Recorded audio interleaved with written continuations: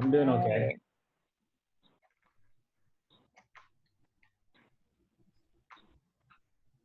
Okay, let's see if I figure this out.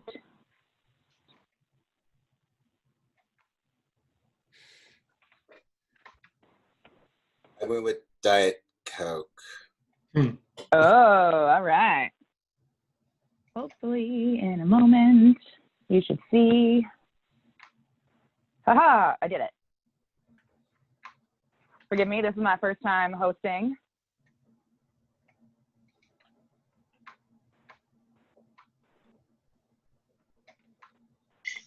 All right.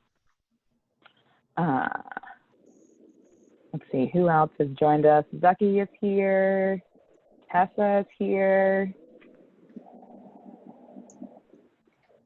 Hi. Oh. Hey. All right. There you are. Zucky looks like he's joined us from the wine cellar again. Oh, can't hear you, Zucky.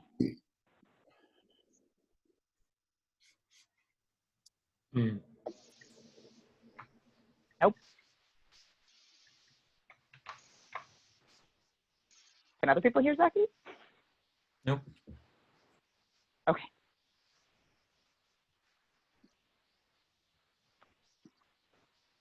All righty, it looks like we've got a few more people joining us. Welcome, everybody. We'll get started here in just a few moments. If you have not already, grab yourself your favorite morning beverage. This morning I've already had my coffee for the day, so I'm drinking some more tea, and I always like to have multiple beverages, so I have a water too. And then, hey, Leif.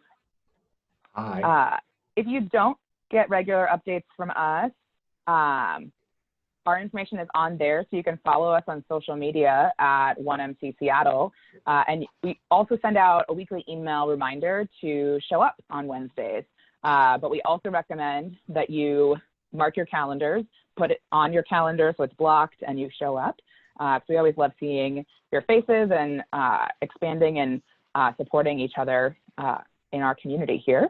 But if you don't get those weekly updates, you can follow our bit.ly link to sign up, and case does matter. So the M, C, and S are all capitalized.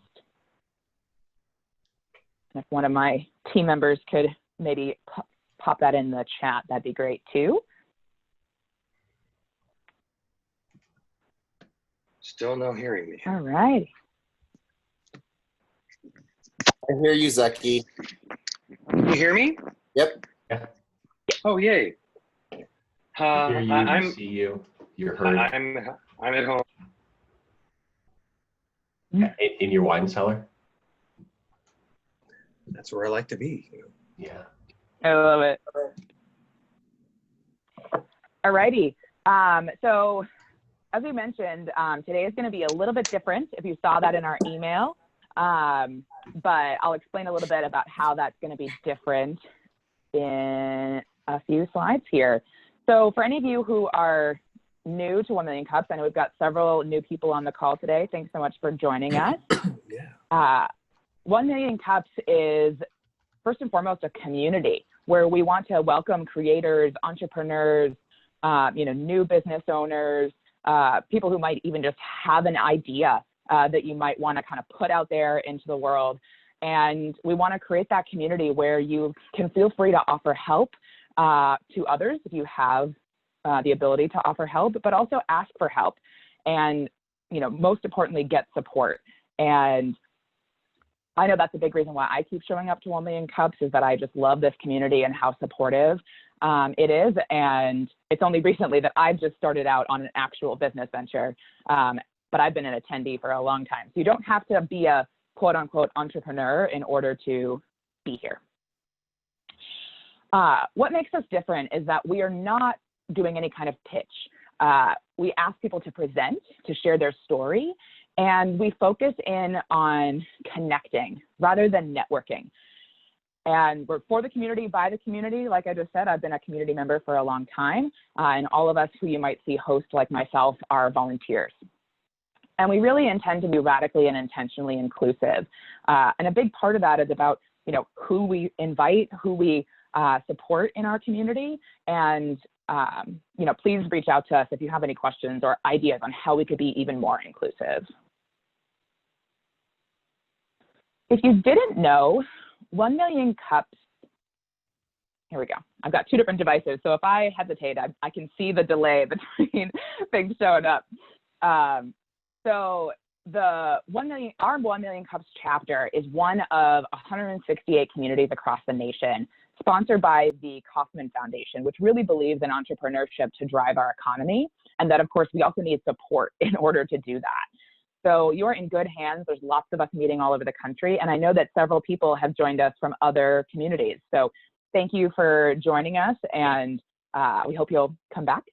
That's a fun thing about us being virtual. We do miss being in person, but by being virtual, we can get to know other people from other communities. And since 1 Million Cups was born, over 8,000 entrepreneurs have shared their story. And you can see this is an example of what it would be like if we were in person. This is our space at the Collective, and we're really grateful to them for all that they've done for us to sponsor our venue. We don't make money, we don't take money, we don't ask for money as part of 1 Million Cups. And we really focus in on educating, inspiring, and connecting entrepreneurs. And that's part of why today is going to be a little bit different. This is an opportunity to educate all of us and get all of us involved. So out of the people who have spoken here in Seattle, we've gotten a lot of really amazing feedback about their experience here. And, you know, these are just some of the things. If you focus in on the kind of the black text, I just want to remind us that this is what 1 Million Cups is really all about.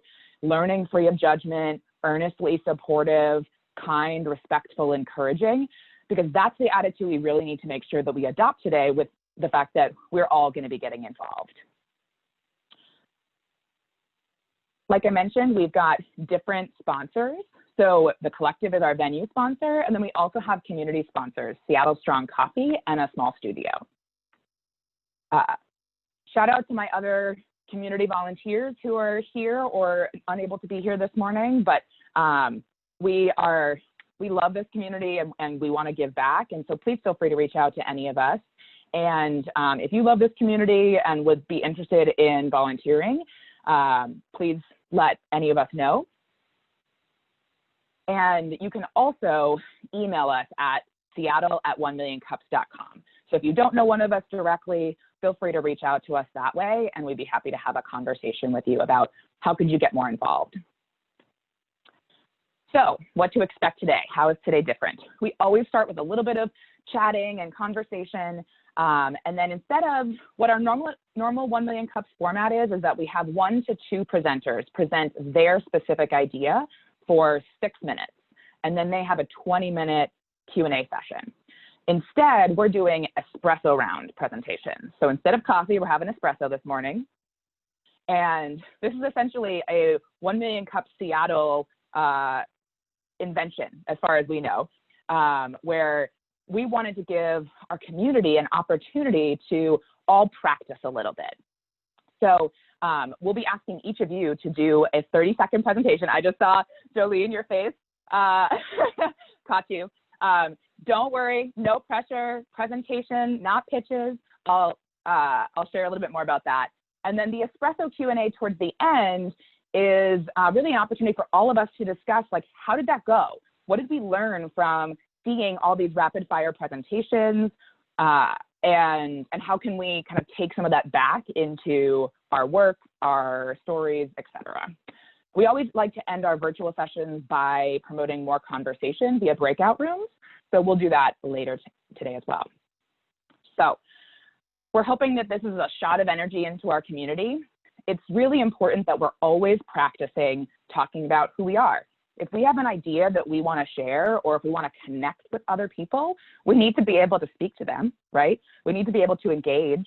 And this is going to be a safe space so you can try that out and put that into action. You're not going to get graded. Nobody is going to be buying anything or firing you off of what you share today. This really is just an opportunity to play. And most importantly, I would say, get to know our community. We have a really awesome, robust community here. And unless you happen to be in a breakout room with new people each week, you don't always get to know how cool our community can be. So that is what Espresso is going to be about today. So the format, all right? We're going to start with, and we're going to have one of the organizers go first. So we're not just going to put anybody on the spot, except for us organizers.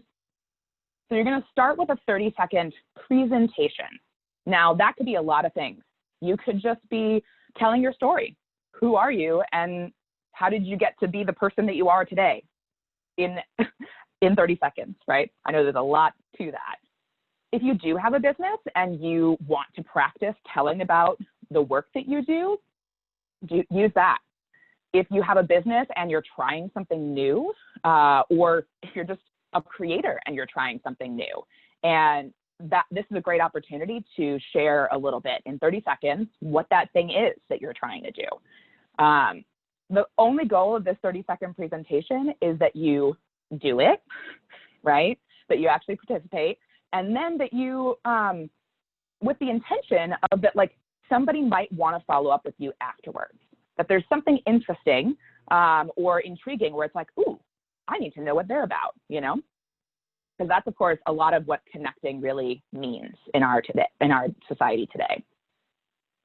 We always ask our presenters the question, and this question, since we're doing this espresso, is what are you hoping to get out of 1 million cups?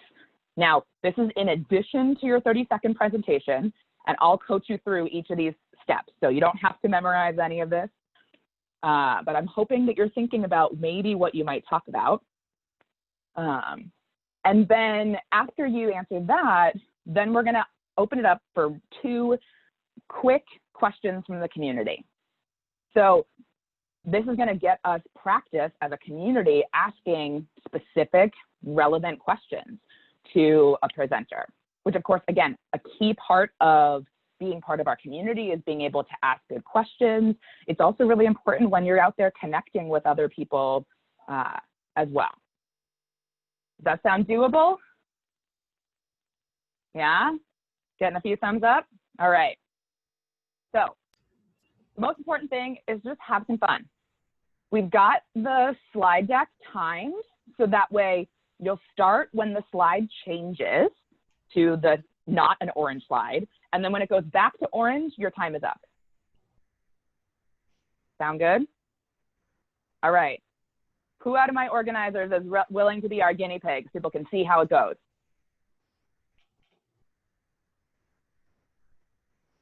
Oh, all right, Zucky. Yeah? So go ahead and unmute yourself. Can you hear me? We can. All right. All right, you feeling ready? As ready as I can be. Okay, so start when you see the slide change, because I know that there might be a delay depending on devices, all right? You got it. Mm-hmm. Hi, everyone. I'm Eric, and you may have seen me in the past here with College Head Start, which is a project that I'm working on, which will help students, college students especially, be prepared for their classes. But I want to tell you today about my new idea, which is a kind of a sideline to that, which is called Nerdy Prof. And it's an online resource for STEM teachers. It's a place where I'll have a curated blog where people can present and submit to me their own ideas. Is that 30 seconds? Oh, that was it. That was it. It goes by real fast. It does. Yep. Okay, so Zucky, what are you hoping to get out of 1 million cups? Well, for me, it's always about getting a sense of the community and finding out who's out here and maybe even partnering with some people along the way and helping each other. Nice. All right, 2 questions from the community. If you want to just like raise your hand and I'll call on you.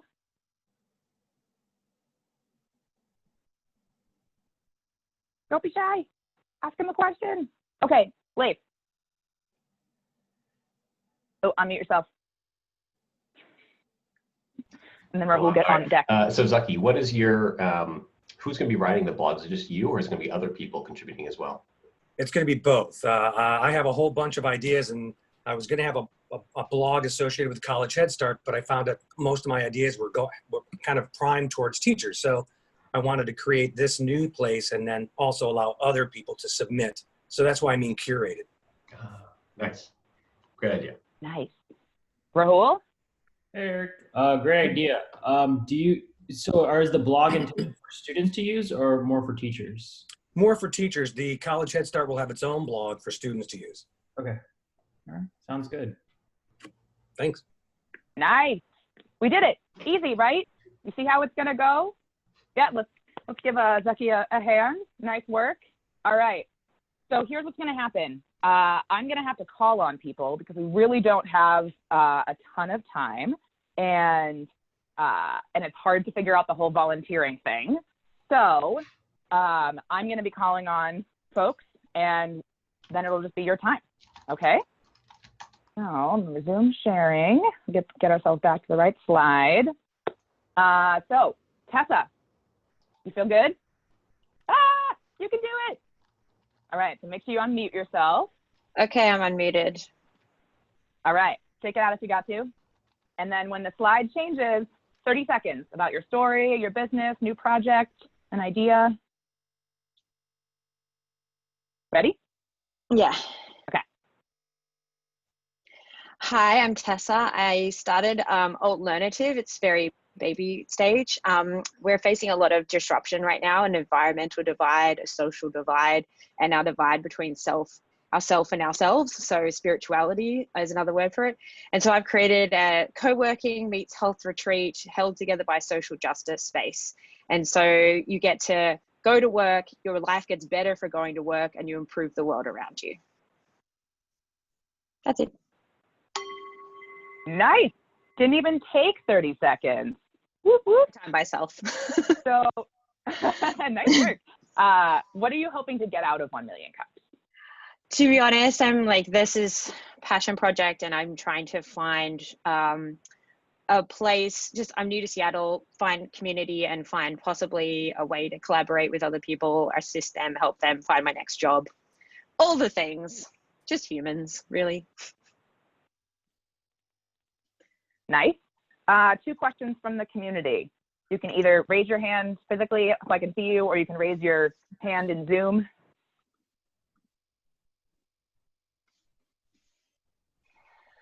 Leif? Gotta unmute yourself though. Sorry, I'm my first day on Zoom. Hi, Tessa. Just wondering where you are on your in this venture you're starting. I'm at a lot of thinking, and not a lot of actions happened. I've got $0, but I've started going around to working like spaces right now in the Fremont area, because there's a lot of co-working spaces broken down, and like pretending that I have money and doing tours. So I'm like hoping to kick the universe into gear a little bit and be like, oh, so if I do this, what happens? And like contacting real estate agents. So like I'm there, but really the place that I'm at right now is trying to start creating that community, offerings that don't involve a space, and build out from there.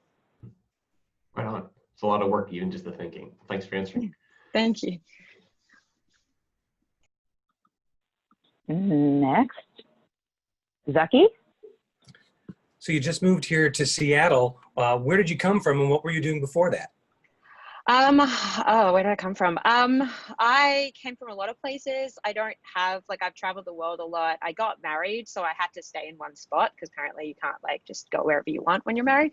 That we moved from San Francisco to Seattle for my husband's job. That's changed a lot, his job, and I fell in love with Seattle, and hopefully there's I see a lot of potential for like my ideas and what I'm passionate about to be able to come to fruition here. But other than that, I haven't had a job, and I can't remember how long. It's a great life. Nice.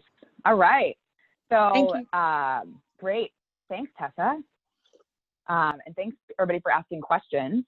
As you're listening, I want you to focus on being a good listener, right? And think about, is there something in what they have said? Feel free to like grab a pen and paper if you need to, or jot down an idea for a question so we can all participate. I want to encourage new people to ask questions. And by new, I mean not just Leif and Zucky to ask questions. Okay, next up is Doug. So go ahead and unmute yourself. Awesome. And remember, this could be about your story. We focus a lot on stories in our presentations. This could be about your business, an idea you have.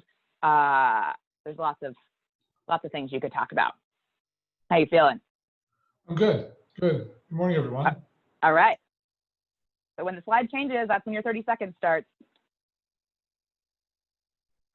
Okay, let's start. So good morning, everyone. My name is Doug. I'm a longtime Microsoft employee, and I've spent a long time working on product development and technical program management, leading teams.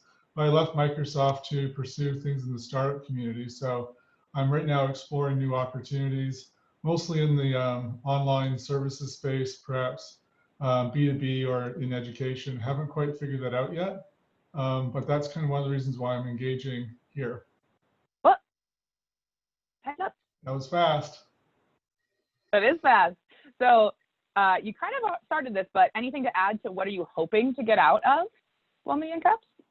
Yeah, certainly what I found at Microsoft is you get within the Microsoft sphere real easy and you don't get outside too much. So I like just the diversity of people's involvement in different things and learning about and perhaps finding a partner in the community as well as a business venture. So we'll see where it goes, but it'll be interesting. Nice. All right, community, 2 questions. All right, Jolene, thank you. Go ahead and unmute yourself. So you just said possibly finding a partner in the community. What specifically do you feel like you want from a partner to complement what you have? That's a great question. And I think it kind of also comes down to what is the business venture itself. But I'm more on the product development engineering side. I've got lots of good abilities to design and that type of thing, but perhaps somebody that's more, let's say like an enterprise sales leader or marketing person, that would be a really good compliment for me. Nice. Good question. Rick, thanks for raising your hand. Yeah, I wasn't clear on whether you were looking for, are you trying to get involved with a really early stage thing, do your own thing, or you're interested in a larger business? Because my company Skykick is growing really fast. We have a bunch of ex-Microsoft people helping to lead our cloud-based offerings.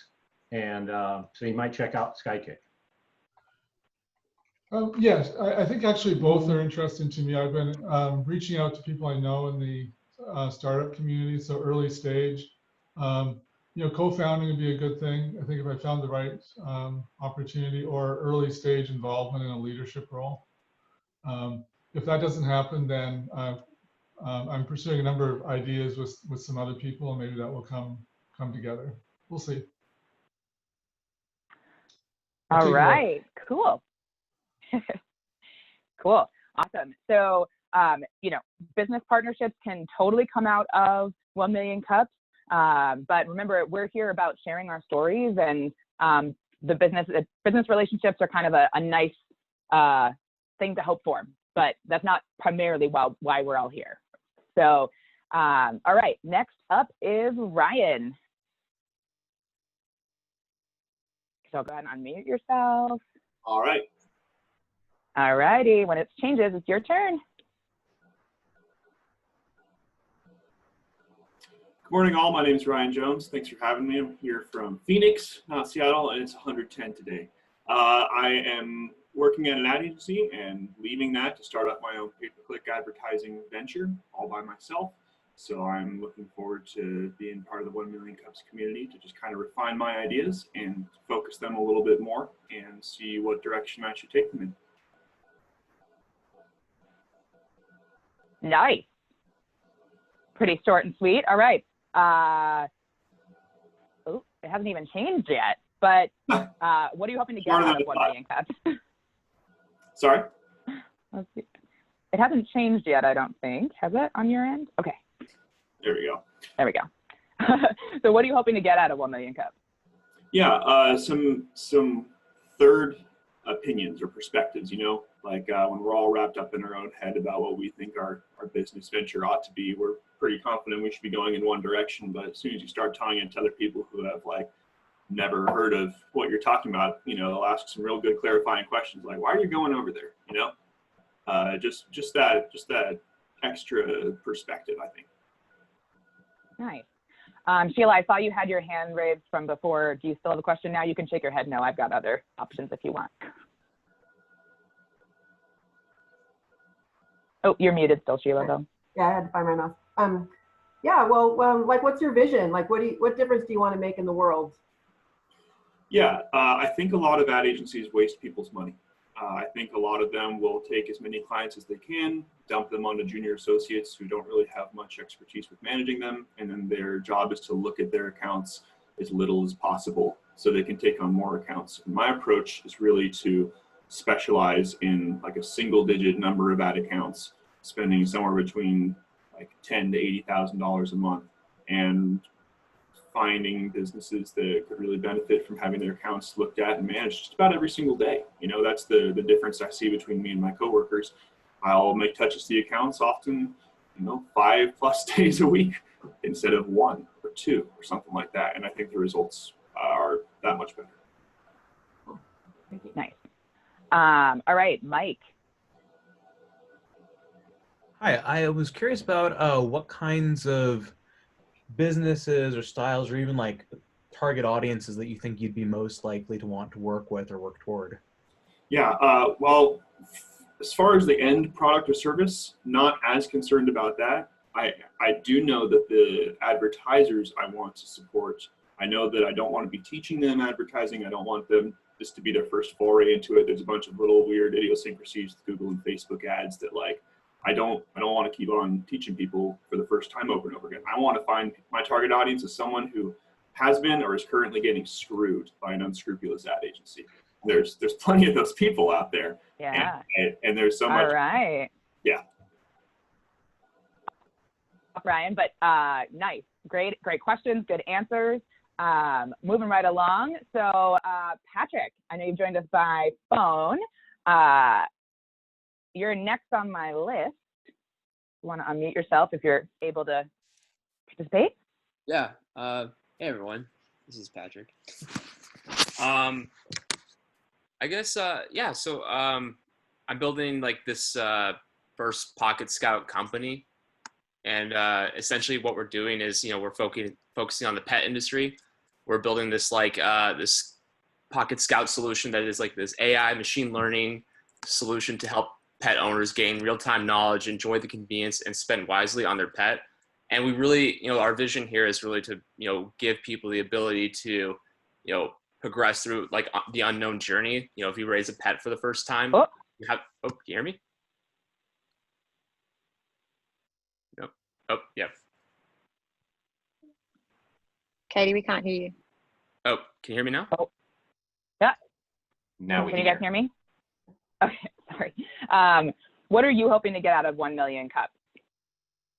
I'm just interested to hear from you folks and like learn about the community in Seattle. You know, I'm kind of like working out of a basement, so it'd be nice to hear what other people are doing. Yep. Cool. Who's got a question? Nick for Patrick. Yeah, hi. Curious, what is the method of like data collection about the pets that's going to feed these AI/ML things? Great question. So there's 2 points. We have the milestones, right? So what are the steps people go through that we can help service, and then and essentially the products and services out in the internet. So the Scout, we feed the Scout the steps, the milestones where people are going through, and then we also feed it information, or it's capable of actually like going through the internet and finding solutions for you. It's pretty autonomous, actually. Nice. Another question from the community? Well, I have a question. When you said like the steps along the journey, what do you mean by that? Like, is it the steps towards pet ownership?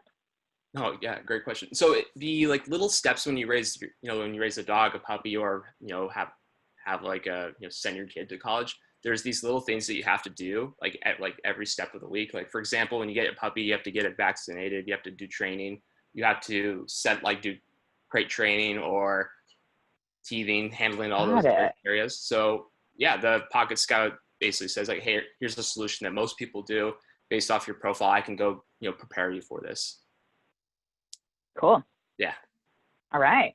Nice. Thanks, Patrick. Yeah, no problem. All right. So we are gonna go to Leif next. And let's see this. Come on. All right, I'm unmuted Sorry, this Zoom is- time. Third time's a charm. Fantastic. All right. You ready? No. You can do But, it. I mean, I we're believe gonna in go you. anyway. Yep, sure are. Ready when it changes. Hi, everyone, my name is Leif. I am starting a company called Sean's Toolbox that is going to connect people that own specialty automotive tools to allow people to rent them out nationally. So thousands of dollar tool that you use once or twice that you want to be able to rent out to people that are also nerds about cars like you, like to work on their own cars, they'll be able to do that. Currently, there's no platform for that anywhere. eBay, Amazon don't let you do that. And I've been personally very frustrated by this problem. So I feel really thrilled about solving it. And that's it. All right, nice. What are you hoping to get out of 1 Million Cups? I like to talk with people about their ideas, entrepreneurship, and this is a great platform to do it without any stress or pressure. You can talk about anything related. Nice. Tessa, I saw a lot of excitement over there.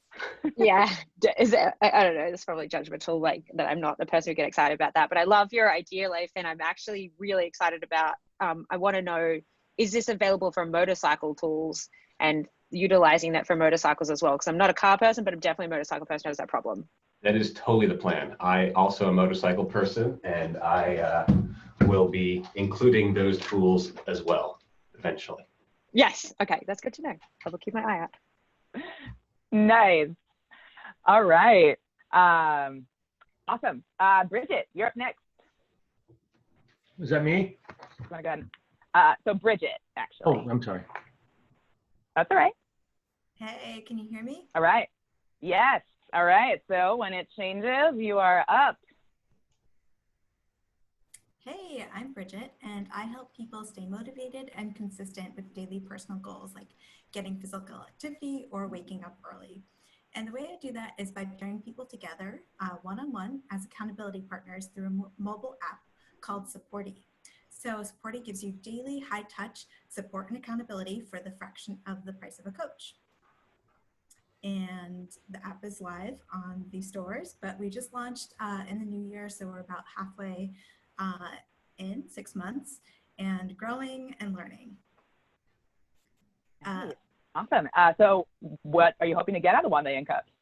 I'm hoping to get inspiration from other entrepreneurs and connection, because that really motivates me to see other people crushing it, or at least struggling in it. And it feels really good. Nice. Questions, Jolene? Yeah. There we go. Oh, it's yes. also my first day on Zoom. Okay, so my question for you is, so how long did the process of creating your app take, and what was the kind of biggest lesson you learned in that? Oh, wow. From idea conception, 3 years till we launched. But really, like, product development started about a year ago, a little bit longer. A year of very focused product development, but several years leading up to that. And the other question, what I learned along the way, you can never communicate things too clearly. So working with developers has been a learning experience, but I'm getting better with each hire. Nice. Yeah, and Tessa. Quick question. What did you say their app was called? I didn't catch it when you were. It's Supporty, support with an I at the end. With an I at the end. Okay, because I just searched it a couple of times and it wasn't like immediate coming out, but I suppose that's a algorithm thing. Thank you. It sounds like a really good idea and something that like would totally fit into my, like, as in putting it out to my communities. Should I get a community? Thank you so much. Nice.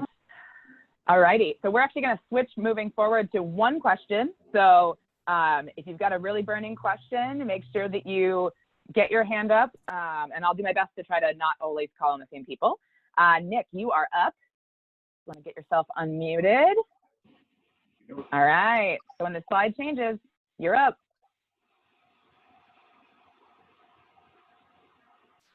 Or you can start early. Now I'll be fair. All right, so my name's Nick. I'm the founder of Will and Way, a marketing agency based in Seattle. We're a small team, just 5 people, and we offer a handful of services, content marketing, so making all the stuff that people come to you to be interested in. And our main feature is a marketing automation platform that we've got in-house, so we can save people a whole lot of money over HubSpot and solutions like that. It also keeps them kind of like be able to get everything all in one place. And we do some PPC, but there we go. And what are you hoping to get out of 1 million cups? Right, well, I've been a member of the community for a while, but the main thing is just understanding what people's marketing problems are, especially when they're getting things off the ground. And once in a while, a client would be cool, but just depends. Nice. All right, one question? Yeah, Ryan. Nick, why choose you over HubSpot? Say again? Why should people choose your company over, HubSpot or any of the other marketing automation services? Right, because it's 10% of the price and it does all the same stuff. Nice. It's a great reason. Short and sweet. Yeah, great answer. All right. So let's see. Next up on my list, I've got Murgesh. I know you joined us by phone today. Are you able to unmute and share your story?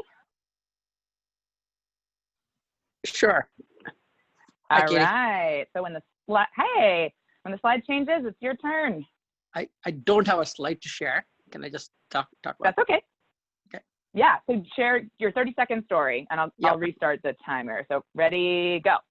Yeah. My story is that I'm building a healthcare marketplace where providers and doctors can list themselves, and the monies, how they'll be paid, is split between multiple people for that particular product or service, essentially. And we're starting with ALS patients initially to find providers. Cool. Short and sweet. All right. So what are you hoping to get out of 1 million cups? I think I've already got a lot out of 1 million cups, first of all, great insights. Starting with something that I'm very ambiguous about. So I'm looking to find some more clarity as people ask questions and things of that nature. Nice. All right. Who's got that burning question out there for Murgesh?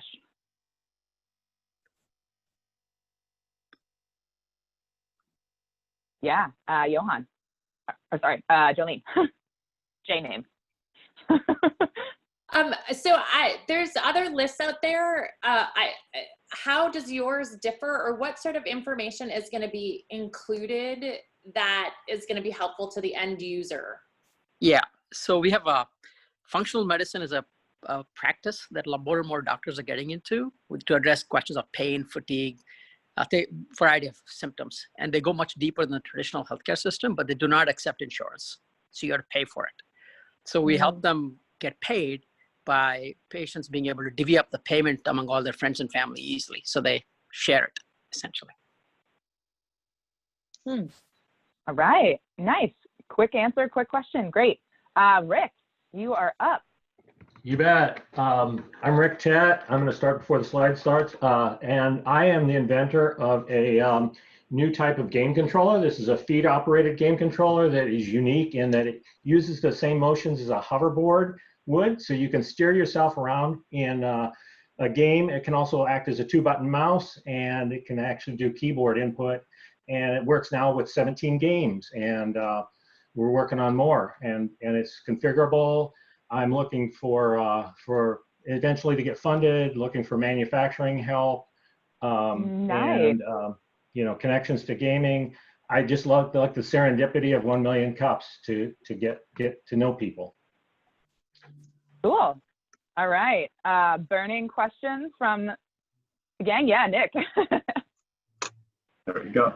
Yeah, what of the 17 games you got so far, what's like the most complex or your favorite that works with it? I haven't. I'm actually a little old to play these things, but I always use it in Fortnite and Fallout. But I have other people doing Call of Duty. And actually I failed to mention one of my big focuses is making this available to people with upper limb disabilities. But I eventually want everybody to use it like drummers use foot pads. Nice. Thanks, Rick. That was totally going to be my question, was about accessibility. So I'm glad you got that answer in there, even And without it's me. hoboloco.com if you want to check it out. Thanks. Cool. Thanks, Rick. Thanks for joining us today. Jolene, you were up. So let me get my slides figured out here. All right. Good. Yeah. All right. So my name is Jolene Stevens. I own a Disney vacation planning agency, which obviously we got hit super hard right now. But I also, in this time, started creating an app that helps people make itineraries for the parks. And my big differentiator is that the content will already be put in there, where there's a lot of itinerary software right now, but the content you have to build yourself. Done. Nice. So what are you hoping to get out of 1 million cups? I actually was part of the team down in Santa Clarita in Southern California, and I loved 1 million cups, but we moved up here to Seattle, and so here I am trying to connect, as you say. Nice. Well, welcome. We're glad you're here. I saw Zucky with a hand up. Yep. A very excited hand. Yeah, so I love this idea. I think it's a fantastic thing. But my question is there going to be are you going to take an opportunity to help the people who are, physically handicapped and their motion around the parks?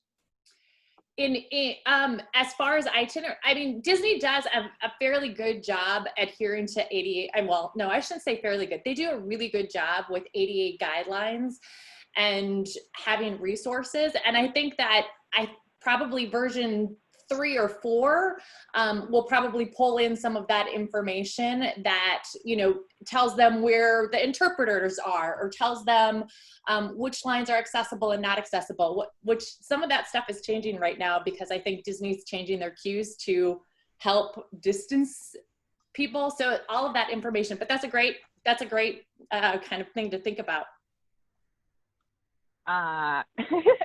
Johan, were you volunteering to go next? Well, I can't go next, but I had a question. So have you strategized pivoting? Because do that, pivoting. I'm sorry, have I tried what? I love what you're doing. I think this is going to become huge in the future, and Disney's going to need it badly because they're so huge, and pivoting and how you take advantage of this moment. Yes. I will go next if you want. Nice. Also. Okay, yeah, go for it, Johan. While you're unmuted and... Or when the slide switches, okay. Hi, my name's Johan, and I've been working on changing the diversity and inclusion space.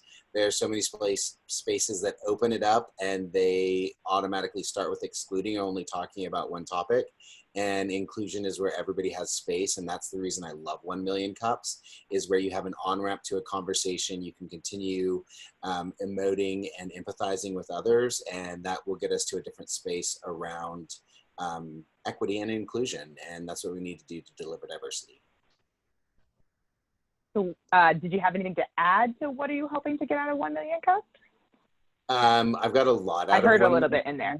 Yeah, I've got a lot out of 1 million cups. The most that I get out of 1 million cups is when everybody just keeps bringing new people, and new people keep coming, and I keep hearing about these great, fantastic, wonderful ideas. So reach out to me to have coffee, because I'm really not in the space where I'm reaching out to people much right now, because this has been a real struggle for me, because I'm kind of an extrovert, and I'm on going into 5 months without talking to people. So I'm kind of like, yep. Yeah, reach out. Reach out to me. Thank you, Johan. And Sheila raised your hand. Yeah. Hi, Johan. I'm just wondering who your ideal client is. Much like Ryan, my ideal client is somebody who is currently working with someone or has worked with someone, and they're just not getting the outcomes or goals that they're looking to attain. And I think Ryan hits the nail on the head that there's so many companies out there right now in so many different spaces not getting what they want. They just keep spending money and throwing money at these things thinking they're going to get something. So if you hear somebody saying, yeah, well, we're working on diversity and inclusion, but we haven't quite got where we're looking to go yet, that's my ideal client. And it's hard for somebody to say that. It's client, people always want to be like, oh, we did it, we're great, look at us. Yep. Awesome. Thanks, Johan. And Sheila, you're up for your 30 seconds. So if you want to unmute yourself again, yep, and go when you're ready. Okay, resource strategies help socially conscious leaders step back, rethink, and get clear so they can be strategic and innovative to make a bigger difference in the world. And right now I'm launching Resource Connect, my new mad experiment to create more connection and opportunity for the people in my network 15 minutes at a time. We're going to jump in, connect, and see how we can be a resource for each other, and then move on with our day. Simple and fun. And it is super fun. So I want to invite you, and it's at resourcestrategies.me. All right. And what are you hoping to get out of 1 Million Cups? Well, since this virtual format, it's just so easy to get to, and it's such a great community. And I always get energized and inspired. Nice. Question for Sheila?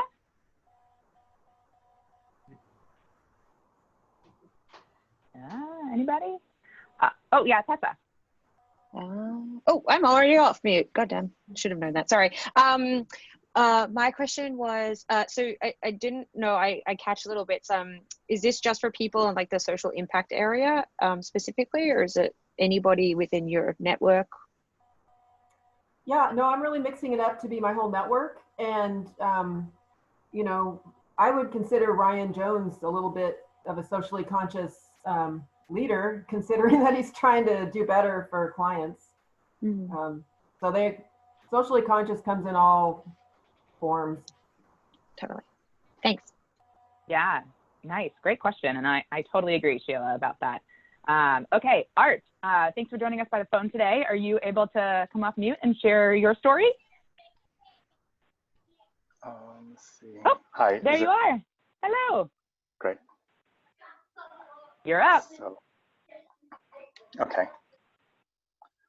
So my name is Art the Artist. I have a company called Art the Artist Studios, and I'm looking to stretch out and broaden my artistic skills with a building, teaching kids how to draw using comic book format, and then also with the building, have it like an artsy cafe where both artists can build in the back and then also teach classes during the day and have a place to, you know, just have a creative mindset for everybody.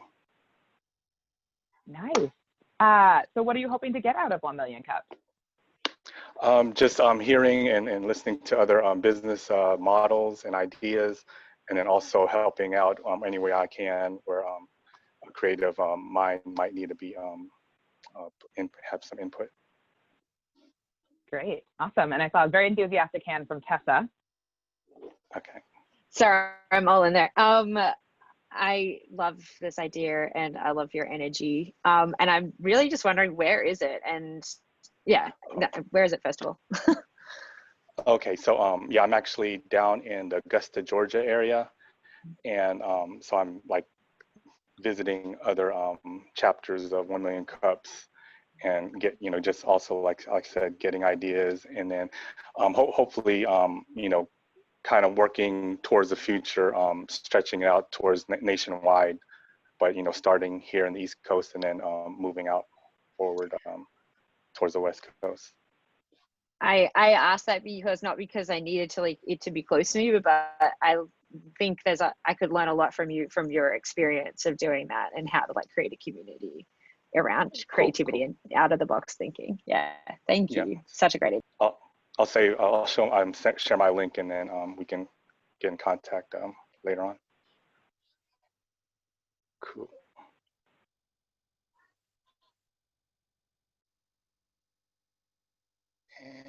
Katie, I don't hear your audio. Dang it. Also my first day on Zoom. So please feel free to put like your emails or your websites in the chat for, one-on-one, or you can put it in, for everybody to take a look at. And if you haven't, make sure you give us your email so we can keep in touch with you later. Next on my list, Rahul. All right, ready to go. Okay. Hi everyone, I'm Rahul. I'm the founder of StatRookie. StatRookie is a competitive fan engagement platform that focuses on education. We use sports analytics as a medium to teach math and data literacy skills, so any fan can quantify their observations on and off the field. And our goal is to use a passion for sports to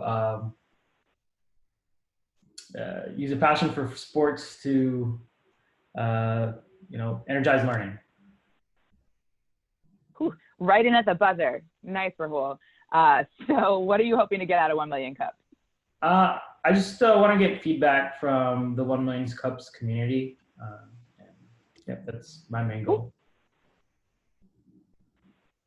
Nice. And sorry about the crazy slide changes if that happened for you. Yeah, Leif. You are on mute still. Hello. Do you have any examples of just like seeing someone get really changed by this, like a student in math that like was struggling and then they were like, oh, through the lens of sports? And do you have any of those like great reaffirming things yet at your stage? Yeah, so I worked with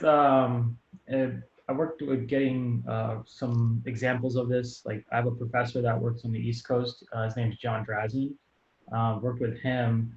He actually runs these camps that's sponsored by the NBA.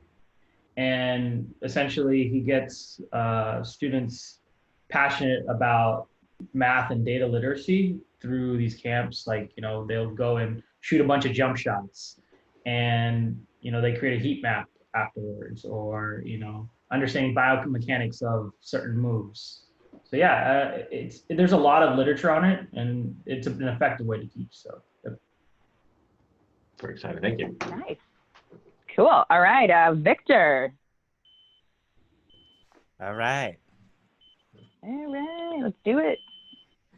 Hey, I'm Victor. I am a cannabis wellness coach. So working with people one-on-one for veteran cannabis users or those interested in getting into cannabis to increase their wellness practice and combining it with meditation and yoga and emotional intelligence exercises. I actually have a workshop coming up this Saturday for anyone interested in participating. Yeah, anyone interested in learning about emotional intelligence and awareness of themselves. Nice. All right. And what are you hoping to get out of 1 Million Cups? Connection and outside perspectives. Looking to build a community around those who are a lot more of that reflective, introspective type of person, and want to be curious about cannabis. Nice, great. Question for Victor? Yeah, Jolene. So for kind of your ideal client, or who you do want to work with and who's going to most benefit from you, who would that be?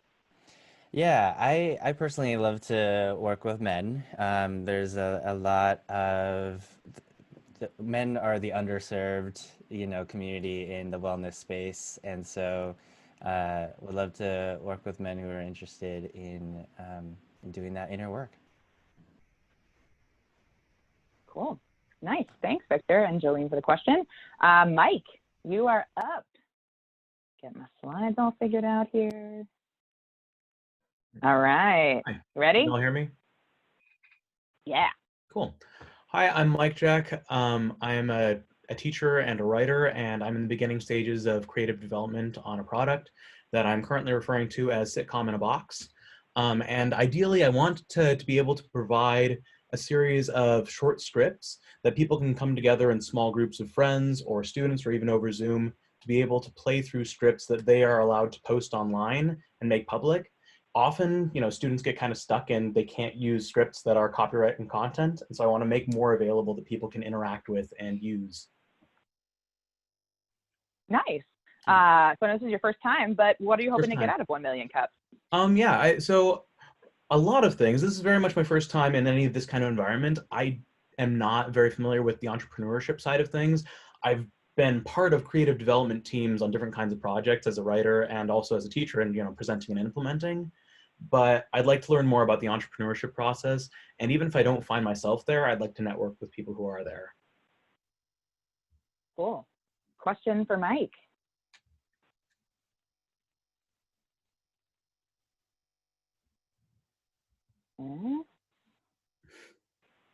Tessa, did you have a question? It was actually more just like, I really like this idea, and I also love how many people are like trying to find inventive ways to be educators.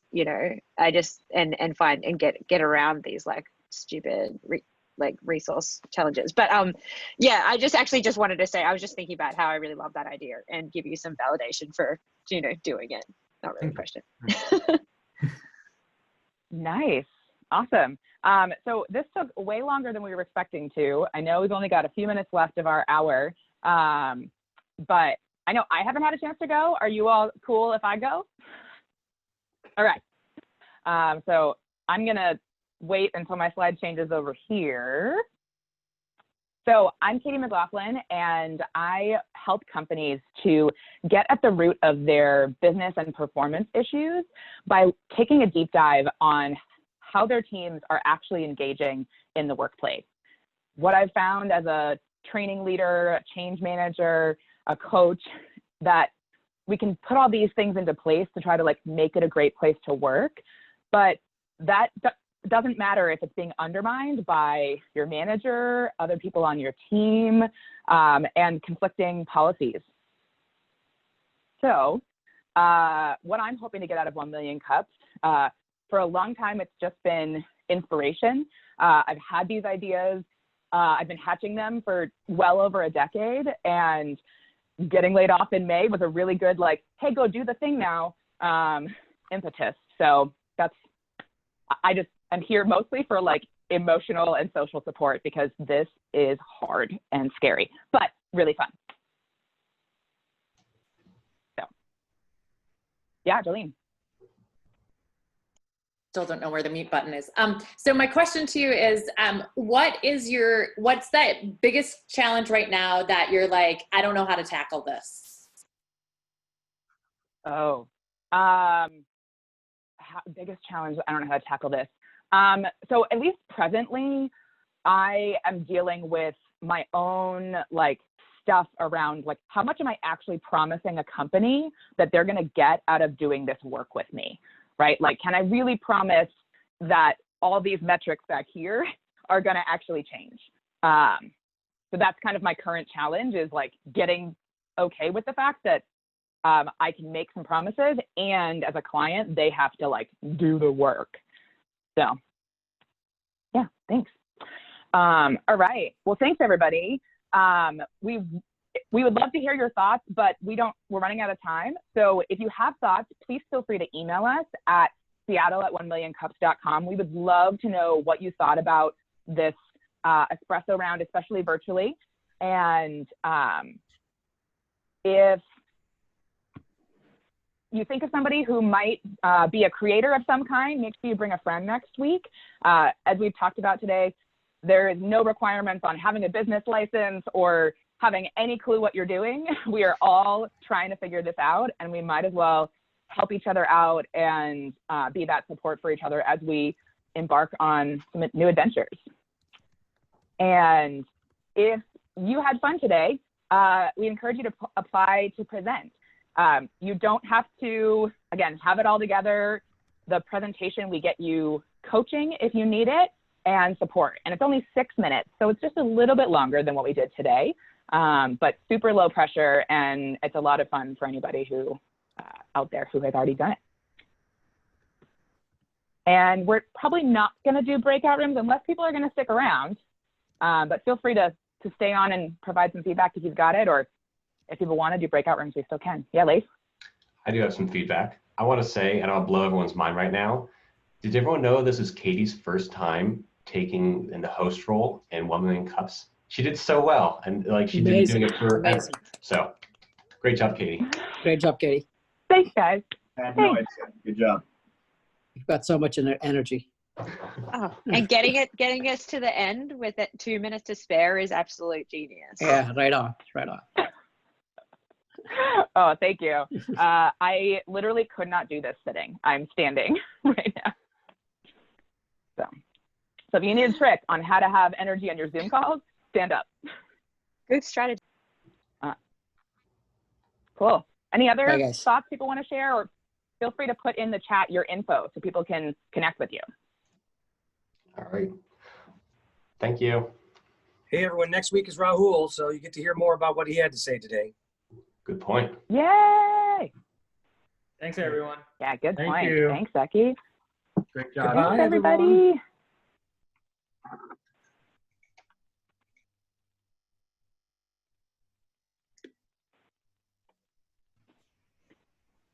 That was awesome. I really like that. We should definitely do that more. Yeah, I feel like we could put that on like a regular rotation. Yeah, Right? Tessa? Yeah, that was fun. I really like that. We've never done that in Santa Clarita, so this was great. I loved it. Yeah, I think that it was Johan's original idea that we like kind of made up, and we've never done it virtually before. So the last week or so, we've been actively trying to figure it out how we would do it. So. Well, go to Johan for like walking the walk, being like the inclusivity person. He's like, I'm gonna find a way to make this more inclusive. We can do better. Totally. That's so cool. Well, and I feel like especially virtually, we have to do this more because it feels more like a community, right? Like we know what people are about now, you know? Yes. I don't know, that's my thought. Well, I was curious, how do you do people, you do breakout sessions, and that's how people kind of start getting to a deeper understanding of each other? Right. Yeah. So we've been doing the Zoom breakout rooms and trying to end around like 45 or 50 to split people out. Got it. It works pretty well. Last week I was luckily put in the same room as Art, the artist, and I just moved here last July from Augusta. So he and I know a lot of the same people. He works for a guy that I know very well. So that's awesome. Yeah. It's a great idea. I mean, I like, as he's talking about it, I was like, cool, someplace for my kids to like, we can like go down. And then I was like, oh, well, we need something here. I'm sure there's something here. I mean, I feel like there's so much art and creativity in this area. What I loved about Arts was that it's the intergenerational thing as well. Like it's the education with artistry, it's the intergenerational, it's the teaching, it's the ability to like create right there and like have it as a, that doesn't exist really anymore. And I really love like his energy. One of the things I learned from him last week that you'll like, Tessa, is that during the daytime when kids are in school, he wants to make it a resource haven for people who are artists that don't have a space or don't have the tools, so they can go then in the afternoons, kids come from the schools, maybe from the Boys and Girls Club or from the schools, whatever, and they end up going there and these same people then teach them. Oh, cool. It's kind of like a maker space where the people get to use the stuff, and as their reward for getting to use it, they also get to have the reward of teaching. So yeah.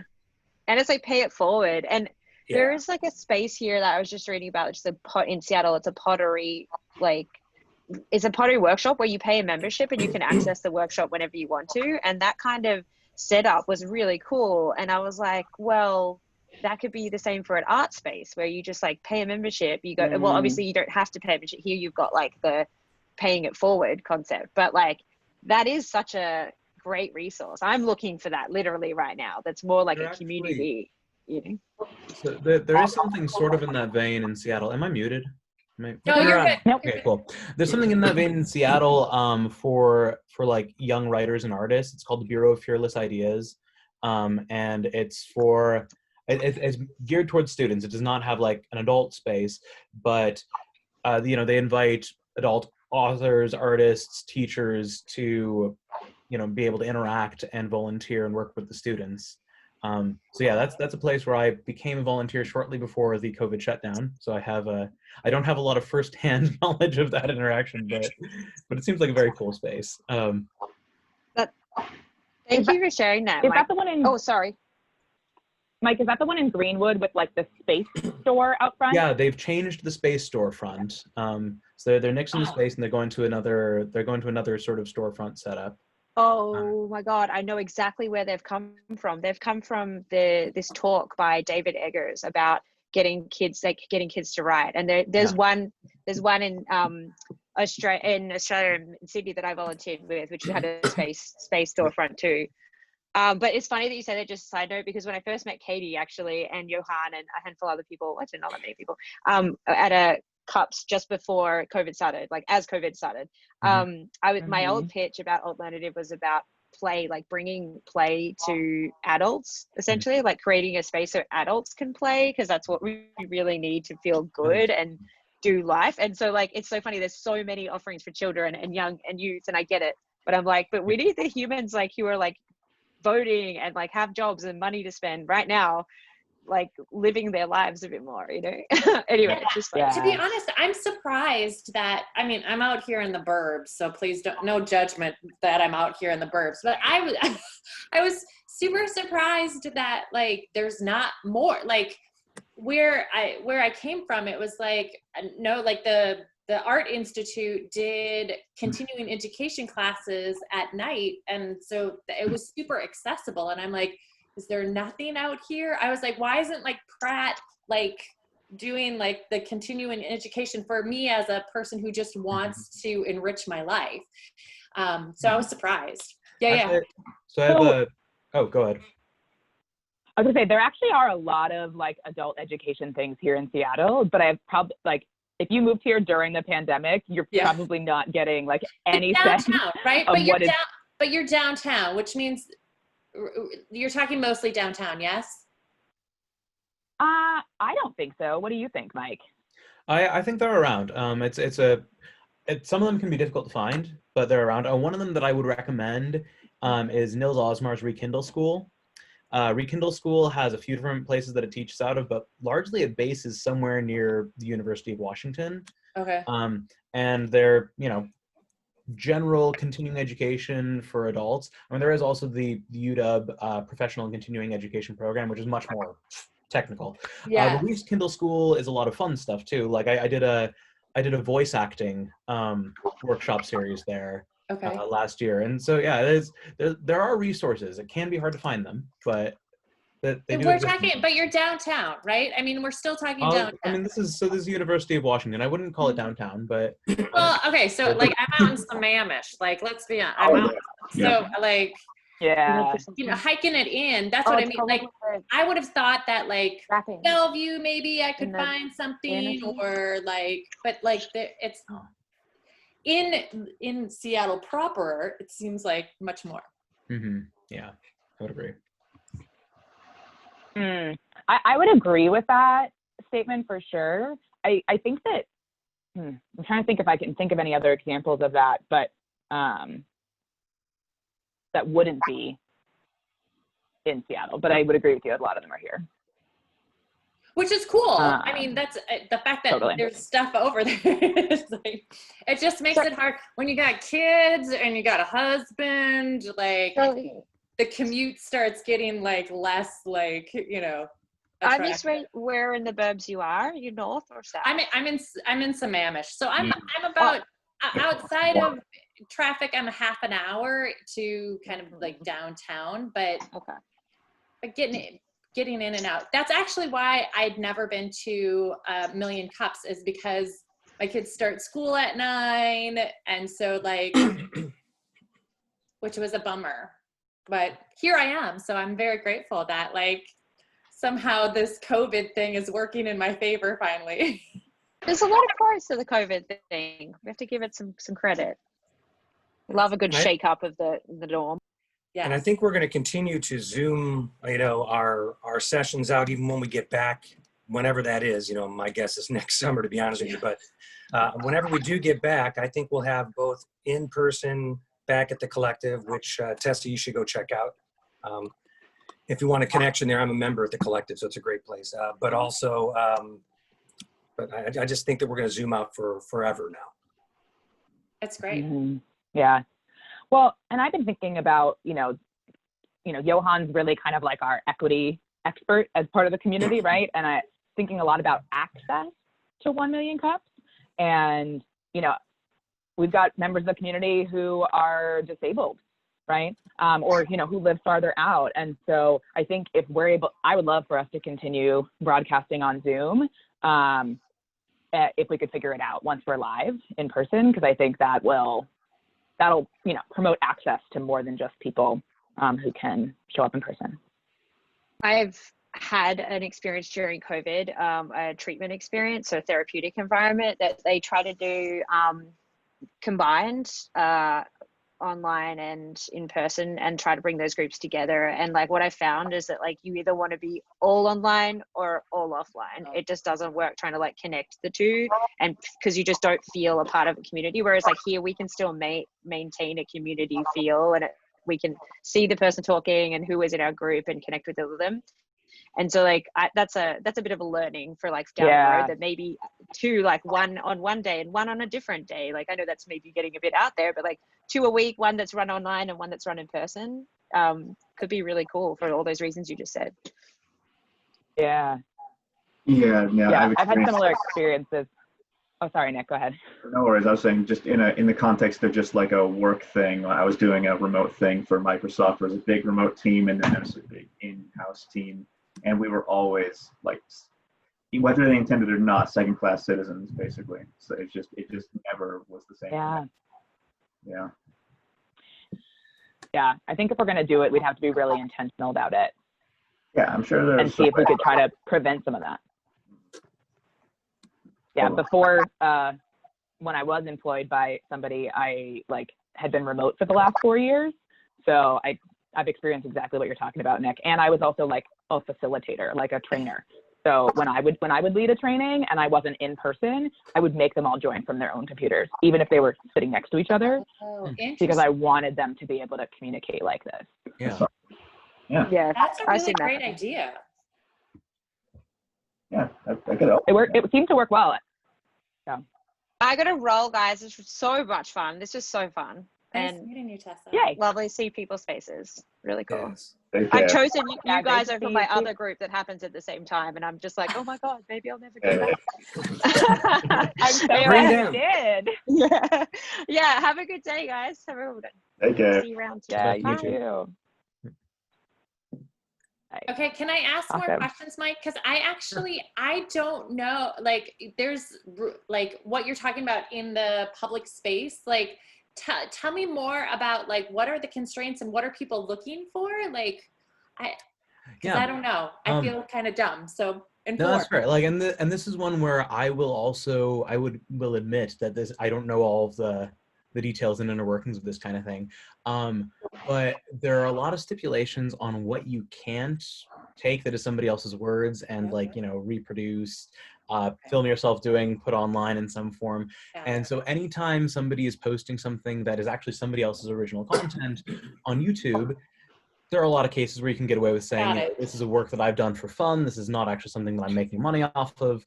Gotcha. But there are also cases where if you're in a certain kind of public light or looking to make money off of something in general, then you can run into legal hazards. So one of the big blanket things that I've been told as a writer fairly constantly is that any big group can decide to sue you for anything. They might lose, but even if they lose the suit, you as the writer who doesn't have a lot of money and a lot of resources loses more. So I've been on this kind of journey to find ways to get ways for people to interact with content and create more content that will work in a group that will not interfere with copyright issues. So the two big projects that I'm working toward in the long term, one of them is a place where people can have scripts that they can, do panel readings with groups at home, or if they're like, I want content that I can make a short film out of where there's a script that's available and nobody's copyright is going to bite me in the butt. Then I want to have that. So this is something that I've also talked about with, I I have some buddies through, you know, old acting connections who are now working in like the Hollywood film industry and working in like, you know, escape rooms and student design. And so we're talking about, okay, how do we get scripts into people's hands that they can like put together into these little short films without having to worry about the copyright issue. So And it's then like the other open project source. is It's open source software, but yep, for exactly. the for Yeah. got it. Yeah, and the other one is actually pretty similar. It's in a similar vein. I've been working with some writers on trying to set up like a world that in spec fic, science fiction or fantasy, doesn't really matter, that people can just contribute to. So like the Star Wars canon was huge for a while, but it was very restrictive on which writers could write for it. Got it. And in fact, there was a period where like trying to post fan fiction of Star Wars could get you sued, which was nuts. So like one of the long-term goals is working with some writers on and developing enough of like an open source world where we can start like having people contribute, and you know, in some cases having like anthology contests, having writers submit to them, picking out good ones. I mean, like this we're calling officially canon, but really anyone can write for this, anyone can post it publicly, anyone can interact with this content, and that way they can kind of like be part of their favorite show or their favorite series. Yeah, that's awesome. Yeah. That's I not too don't know far. the business side. Yeah. So Mike, back when Harry Potter first came out, there's a couple sites that had people talking about stuff all the time.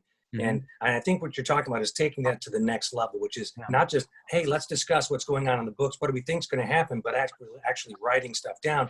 What a great way to get a kid, to get anybody, even me, inspired to go out there and just write that 100 words a day or 500 words a day. Exactly.